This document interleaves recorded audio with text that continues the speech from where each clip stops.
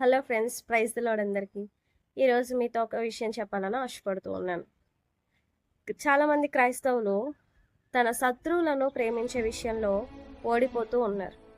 ఎందుకు శత్రువులను ప్రేమించలేకపోతూ ఉన్నారు అని అంటే, దేవుని వాక్యాన్ని సరిగ్గా గ్రహించకపోవడం వల్ల వారు తన శత్రువులను ప్రేమించలేని స్థితిలో ఉన్నారు.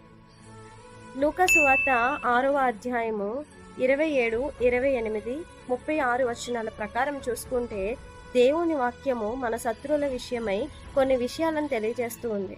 అదేమనగా, మొదటిగా మన శత్రువులను క్షమించాలని, రెండవదిగా వారిని ప్రేమించాలని, మూడవదిగా వారి కొరకు ప్రార్థించాలని, నాలుగవదిగా వారి కొరకు సహకరించాలి అని. క్రైస్తవులమైన మనము మన శత్రువులను ద్వేషించకుండా, వారి మీద మనం కోపపడకుండా, వారి మీద మనం పగ తీర్చుకోకుండా, దేవుని ప్రేమతో వారిని ప్రేమించి, క్షమించి, వారి కొరకు ప్రార్థించి, వారికి సహకరించే వారిగా ఉండాలని తెలియజేస్తూ ఉన్నాను.